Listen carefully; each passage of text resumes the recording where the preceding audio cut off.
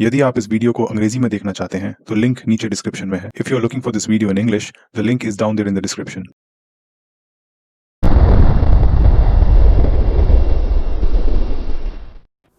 Today at 15:45 hours, India conducted 3 underground nuclear tests in the Pokhran range. ये एक हिस्सा है उस एक छोटी सी 1 मिनट की घोषणा का जो कि भारत के 10वें प्रधानमंत्री स्वर्गीय श्री अटल बिहारी वाजपेयी जी ने 11 मई 1998 को भारत द्वारा किए गए 3 सफल परमाणु परीक्षणों के बाद की थी। और आज 15 अगस्त 2020 के दिन भारत के 74वें स्वतंत्रता दिवस के मौके पे मैं आपको एक कहानी सुनाना चाहता हूँ। एक कहानी जो आधी सदी से भी लंबी चली, एक कहानी जो युद्ध, हत्याओं, भू राजनीति, गोपनीयता और सत्ता संघर्ष से भरी हुई है। एक कहानी एक ऐसे विकासशील देश की जिसने दुनिया को अपनी शक्ति और दृढ़ता एक बार नहीं 2 बार दिखाई। एक कहानी अमेरिकी खुफिया एजेंसियों को चकमा देने की। एक कहानी जो ये बताती है कि कुछ भी मुमकिन है अगर एक देश पीढ़ियों तक मेहनत से साथ जुट के काम करता है, राजनीति और सरकारों से ऊपर उठ के और परे। एक कहानी जो उभारती है विज्ञान, वैज्ञानिकों और इंजीनियरों के महत्व को। और एक कहानी जिसे सुनकर आपका सीना चौड़ा हो जाएगा और सर गर्व से उठ जाएगा ये देखकर कि हमारा देश 1947 के बाद कितना आगे आ चुका है। अंत तक बने रहिए इस कहानी को पूरी तरह समझने के लिए और ये देखने के लिए कि भारत ने एक कठिन लड़ाई कैसे लड़ी और जीती। अगस्त 16 पुण्यतिथि भी है श्री अटल बिहारी वाजपेयी जी की, जो कि भारत की राजनीति में एक सम्मानित हस्ती थे और जिनका निधन 2018 में हुआ और जिनको भारत के सबसे महान प्रधानमंत्रियों में से गिना जाता है। तो ये वीडियो उनके लिए एक रूप से श्रद्धांजलि भी है।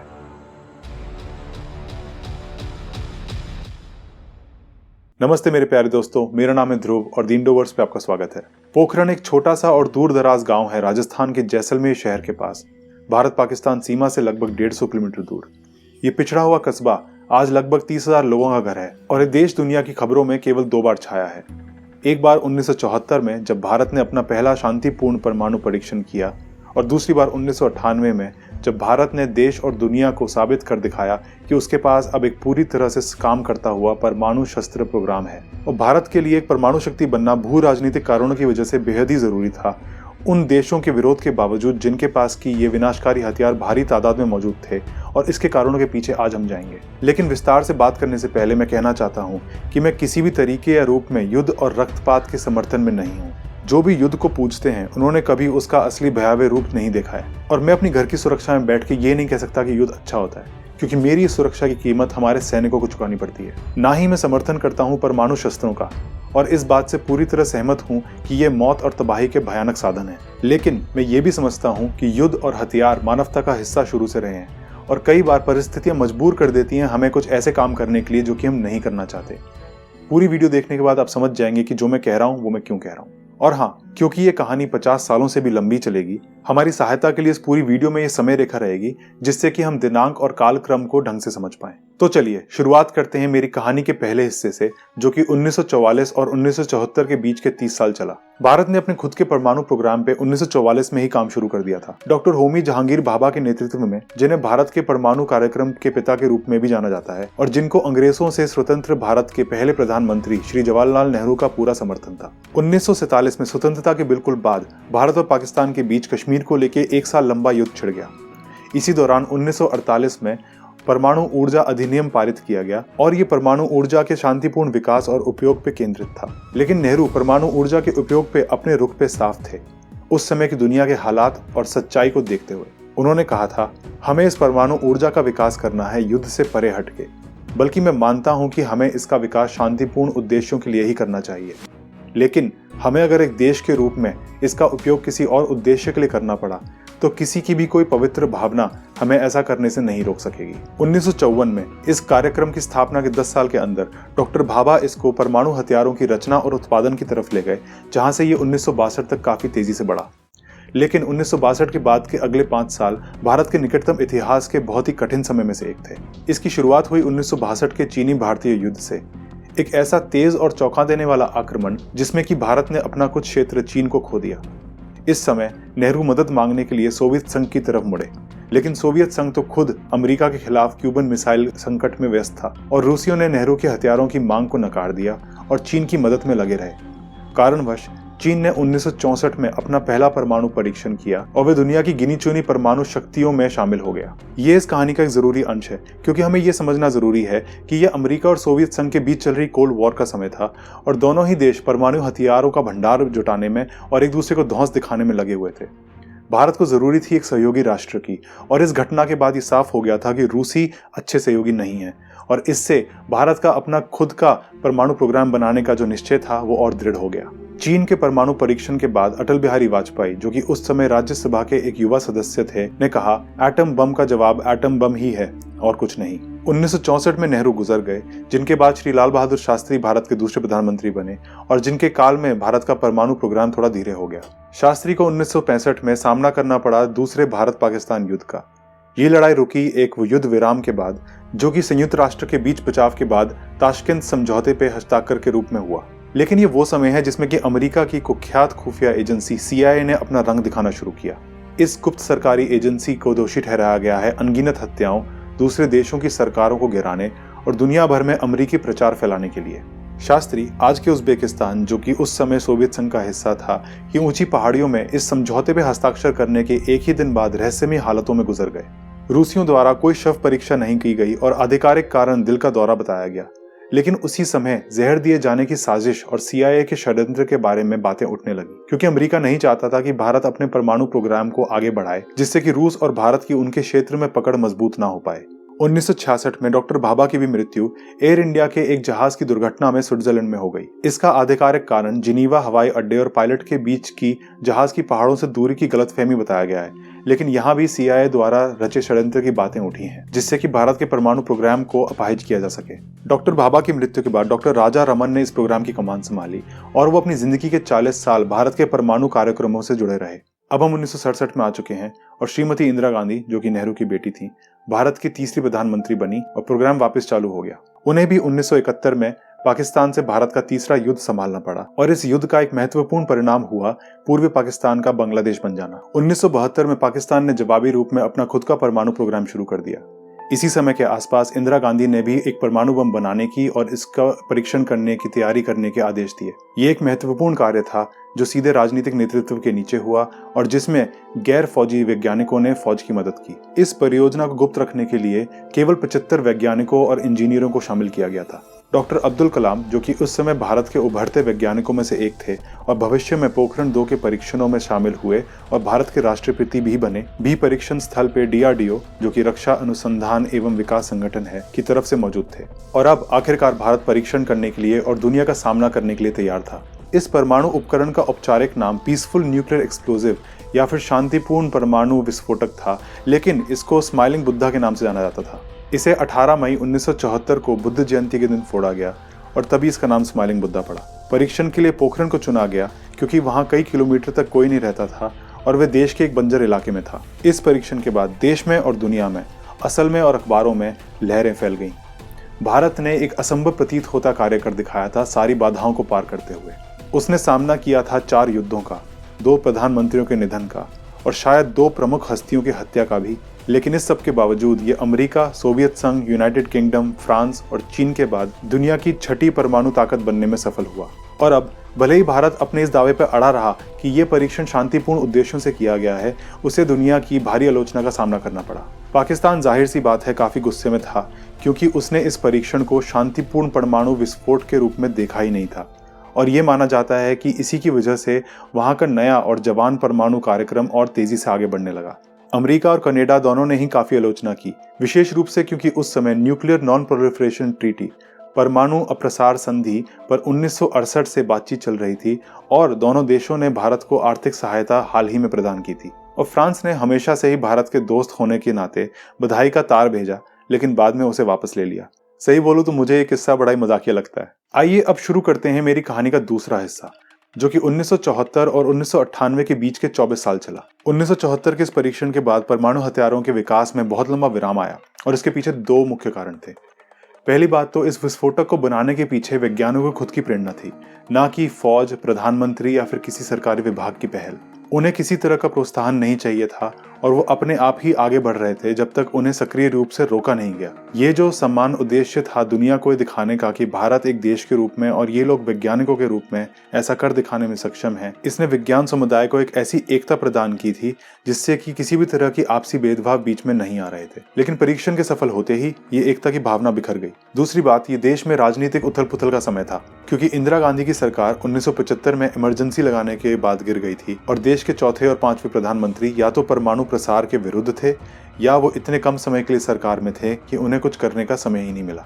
1980 में आम चुनावों के बाद इंदिरा गांधी की एक बार फिर से वापसी हुई और प्रोग्राम ने फिर से तेजी पकड़ी 1981 में, इस बार डॉक्टर कलाम के नेतृत्व में। इस दौरान 1983 में पाकिस्तान ने भी अपना पहला सफल परीक्षण किया और दुनिया की 7वीं परमाणु शक्ति बन गया। और फिर 1984 में इंदिरा गांधी की हत्या कर दी गई और फिर उनके बेटे राजीव गांधी भारत के छठे प्रधानमंत्री के रूप में आए। 1989 तक क्योंकि पाकिस्तान ने परमाणु हथियार बनाने शुरू कर दिए थे, भारत और पाकिस्तान के बीच के संबंध फिर बिगड़ने शुरू हुए और राजीव गांधी ने देश को खुद के परमाणु हथियार बनाने का निर्देश दिया। इसके कुछ ही समय बाद 1991 में श्रीलंका के आतंकवादियों के द्वारा उनकी भी हत्या कर दी गई। 1989 से 1995 का समय केवल भारत के लिए ही नहीं बल्कि पूरी दुनिया के लिए बदलाव से भरपूर था। भारत ने 1989 में कश्मीर का इस्लामीकरण में बढ़ाव और पाकिस्तान द्वारा फैलाया गया आतंकवाद देखा।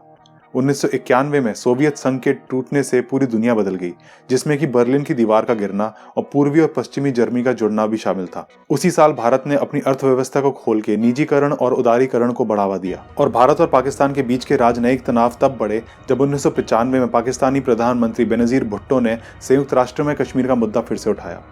इसके जवाब में और जनता के समर्थन को देखते हुए भारत के 9वें प्रधानमंत्री श्री पीवी नरसिम्हा राव ने और परमाणु परीक्षण करने का फैसला लिया। इस योजना पर रोक तब लगी जब अमेरिकी जासूस उपग्रहों ने पोखरण में परीक्षण के संकेत पकड़ लिए। इन्हें रोकने के लिए वहां के राष्ट्रपति बिल क्लिंटन और उनके प्रशासन ने राव पे बेहद दबाव बना दिया। इसके बाद एक बार फिर लगभग 2 साल के लिए राजनीतिक उथल पुथल का समय रहा और फिर 1998 में बीजेपी सत्ता में आई। इस बार देश के 10वें प्रधानमंत्री श्री अटल बिहारी वाजपेयी के नेतृत्व में, जिन्होंने सार्वजनिक रूप से परमाणु परीक्षण की पैरवी की और घोषणा करी कि राष्ट्रीय सुरक्षा पर कोई समझौता नहीं किया जाएगा। देश की सुरक्षा और संप्रभुत्व की रक्षा के लिए परमाणु विकल्पों सहित सभी विकल्पों का प्रयोग किया जाएगा। 20 मार्च 1998 को वाजपेयी ने डॉक्टर कलाम से, जो कि प्रमुख थे डीआरडीओ के, और डॉक्टर आर चिदम्बरम से, जो कि अध्यक्ष थे परमाणु ऊर्जा आयोग के और परमाणु ऊर्जा विभाग के, जितनी जल्दी हो सके तैयारी करने को कहा और फिर काम जल्दबाजी से और जोर शोर से शुरू हुआ। ये परीक्षण अपने आप में गति और गोपनीयता दोनों के मामले में एक बहुत बड़ा कारनामा था। 1995 के बाद जब से राव पर क्लिंटन ने दबाव बनाया था, भारतीय खुफिया एजेंसी ये बात जानती थी कि अमेरिकी उपग्रह और CIA हम पर कड़ी नजर बनाए रखे हुए हैं। इसलिए परीक्षण को गुप्त रखना बेहद जरूरी था, भारत के भीतर भी और दुनिया से भी। अमेरिकी उपग्रहों की आंखों से बचने के लिए पोखरण के परीक्षण स्थलों को तैयार करने की जिम्मेदारी भारतीय सेना को सौंपी गई। यहाँ से शुरुआत हुई 1.5 महीने लंबे एक कड़े संघर्ष और भारत और CIA के बीच के एक लुका छिपी के खेल की, जिसमें भारत को कड़े कदम उठाने पड़े अपने परीक्षण को छुपाए रखने के लिए। सब वैज्ञानिकों को हमेशा ही फौज की वर्दी में रहना पड़ता था। ज्यादातर काम रात को ही किया जाता था और सब उपकरण अपनी जगह पर उसी प्रकार से वापस लाए जाते थे जैसे कि वो कभी वहां से हिले ही नहीं। विस्फोटकों के शाफ्ट कैमोफ्लेज छलावरण के जालों से ढककर बनाए गए और खोदी गई मिट्टी को रेत के टीलों का आकार दिया गया। उपकरणों की तारों को मिट्टी और स्थानीय पेड़ पौधों से ढककर छुपाया जाता था। वैज्ञानिक 2 या 3 के समूह में पोखरण के लिए यात्रा नहीं करते थे, वे किसी और जगह पर नकली नामों से जाते थे और फिर सेना के ट्रक उन्हें वहां से पोखरण ले जाया करते थे। तकनीकी कर्मचारी भी परीक्षण क्षेत्र पे सेना की वर्दी पहन के रखा करते थे। परमाणु बम मुंबई से जैसलमेर भारतीय सेना के विमान से भेजे गए और फिर सेना के 4 ट्रकों के द्वारा पोखरण पहुंचाए गए, जिसमें कि कुल 3 यात्राएं लगी। इन सब से ये तो सुनिश्चित हो गया कि CIA को भनक तक नहीं लगी अपने उपग्रहों से और भारत में मौजूद उनके जासूसों से कि भारत कुछ बहुत बड़ा करने की तैयारी में है। परीक्षण स्थानीय मौसम पर निर्भर था क्योंकि हवा एक नाजुक कारण थी। 11 मई की दोपहर होते होते हवा का प्रभाव कम हुआ और 3:43 पर 3 उपकरणों का एक साथ विस्फोट किया गया। और इसी के बाद वाजपेयी जी ने वो घोषणा करी जो कि आपने इस वीडियो की शुरुआत में देखी थी। 13 मई को 2 और विस्फोटकों के परीक्षण करे गए, जिसके बाद की भारतीय सरकार ने एक पत्रकार सम्मेलन में ये घोषणा करी कि भारत अब एक पूर्ण विकसित परमाणु देश है। और इस वीरता के कार्य के बाद वाजपेयी जी ने श्री लाल बहादुर शास्त्री द्वारा दिए गए नारे जय जवान जय किसान के आगे जोड़कर एक नया नारा दिया, जय जवान जय किसान जय विज्ञान। और 1974 के परीक्षण के विपरीत भारतीय सरकार ने ऐसा कोई दावा नहीं किया कि ये एक शांतिपूर्वक परीक्षण था। वास्तव में सरकारी अधिकारियों ने इन विस्फोटों की सैन्य प्रकृति पर जोर दिया। ब्रजेश मिश्रा जो कि प्रधानमंत्री वाजपेयी जी के प्रधान सचिव थे, उन्होंने बयान दिया कि इन परीक्षणों ने यह स्थापित कर दिया है कि भारत के पास परमाणु शस्त्र बनाने की सिद्ध क्षमता है। अंतर्राष्ट्रीय प्रतिक्रिया बिल्कुल वैसी ही थी जैसी कि आप उम्मीद कर रहे होंगे, और भारत पूरी तरीके से तैयार था हर तरह के प्रतिबंध और कड़ी आलोचना का सामना करने के लिए। चीन काफी हैरान था और उसने एक बयान जारी किया जिसमें कि उसने बोला कि वो बेहद चिंतित है भारत के इस परमाणु परीक्षण की वजह से, और ये परीक्षण वर्तमान अंतर्राष्ट्रीय प्रवृत्ति के विपरीत हैं और दक्षिण एशिया की शांति और स्थिरता के अनुकूल नहीं है, और इसके लिए अंतर्राष्ट्रीय समुदाय को बीच में आना होगा और एक साथ खड़े होकर भारत से तुरंत ही अपने परमाणु हथियार बनाना बंद करने की मांग करनी होगी। चीन का ये भी मानना था कि भारत का ये तर्क कि उसे चीनी खतरे से बचने के लिए परमाणु शक्ति की जरूरत है भी अनुचित है। ये काफी दिलचस्प बात है कि ये बातें वो देश बोल रहा था जो 1964 से 1996 तक लगातार परमाणु परीक्षण करता आ रहा था। कनाडा ने भी कड़ी आलोचना करी, जबकि जापान ने भारत पर कई आर्थिक प्रतिबंध थोपे, जिनमें मानवीय सहायता के अलावा नई ऋण राशि और अनुदान रोक देना शामिल था। अमेरिका हैरत में था और CIA ने सबके सामने स्वीकार किया कि ये उनकी तरफ से एक बहुत बड़ी विफलता थी, और जैसी अपेक्षा थी वैसा ही हुआ। अमेरिका ने भारत पे कई आर्थिक और तकनीकी प्रतिबंध लगा दिए और राष्ट्रपति क्लिंटन ने भारत पर comprehensive nuclear test ban treaty, मतलब व्यापक परमाणु परीक्षण प्रतिबंध संधि, और नॉन प्रोलिफरेशन ट्रीटी, मतलब परमाणु अप्रसार संधि पर दस्तखत करने के लिए भी दबाव बनाया, पर भारत ने दोनों के लिए ही सख्त मना कर दिया। फ्रांस, यूनाइटेड किंगडम और रूस ने भारत की निंदा करने से परहेज किया, और जैसा कि हम समझ ही सकते हैं, परीक्षण के बाद पाकिस्तान काफी गुस्से में था, लेकिन वो खुद भारत के 13 मई के परमाणु परीक्षण के मात्र 15 दिन बाद ही अपना खुद का परमाणु परीक्षण कर बैठा, और उसको भी भारत की तरह ही काफी आलोचना झेलनी पड़ी। अब क्योंकि भारत ये कर चुका था बिना किसी को भनक लगे, अमेरिका चिंतित था कि दूसरे देश थोड़ा भयभीत महसूस करेंगे। तो इस पे भारत ने उसे आश्वासन दिलाया कि हमारा इतिहास गवाह है कि हमने आज तक कभी आगे बढ़कर लड़ाई की शुरुआत नहीं करी, और ये परमाणु हमारे बचाव के लिए हैं। भारत ने दावा किया कि वह अपनी नो फर्स्ट यूज, मतलब पहले ना इस्तेमाल करने के नियम पर बना रहेगा। ये एक लंबी और उतार चढ़ाव से भरपूर ऐतिहासिक कहानी थी, लेकिन अगर आप मेरे जैसा थोड़ा सा भी सोचते होंगे तो आपने इस कहानी से कुछ चीजें जरूर सीखी होंगी। ये एक ऐसा कारनामा था जिसमें कि कई लोग, बल्कि कई लोगों की पीढ़ियां शामिल थीं, जिसमें नेता, वैज्ञानिक, नीति निर्माता और फौजी सब शामिल थे। ये साबित करता है कि एक देश कुछ भी हासिल कर सकता है अगर सब कंधे से कंधा मिलाकर साथ जुट के काम करें तो।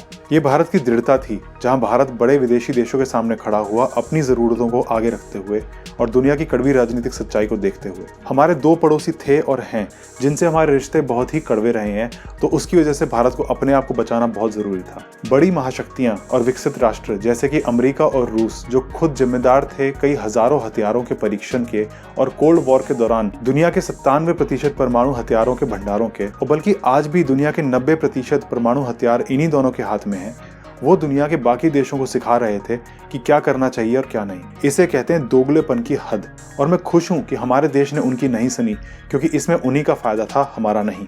और आखिरकार भारत पढ़े लिखे वैज्ञानिकों और इंजीनियरों के नेतृत्व में ही ये कार्य पूरा कर पाया। ये वो लोग होते हैं जो सही मायने में राष्ट्रों और सभ्यताओं को बनाने और आगे बढ़ाने का काम करते हैं, ना कि कोई गैर वैज्ञानिक अंधविश्वासी लोग। ये सब दर्शाता है कि हमें अपना विश्वास और नेतृत्व पढ़े लिखे वैज्ञानिक प्रवृत्ति के लोगों और नीति निर्माताओं के हाथ में देना चाहिए। आज भारत भले ही जैसा भी है, मैं इतना अदूरदर्शी नहीं हूं कि ये ना देख पाऊं कि हम 73 साल में कितना आगे आ चुके हैं, और परेशानियां तो बहुत हैं, लेकिन अभी भी थोड़ा विश्वास कायम है। इस मुश्किल के समय भी आइए थोड़ा खुश होते हैं अपनी इतिहास की कुछ सफलताओं पे और अपने देश पर थोड़ा गर्व महसूस करते हैं।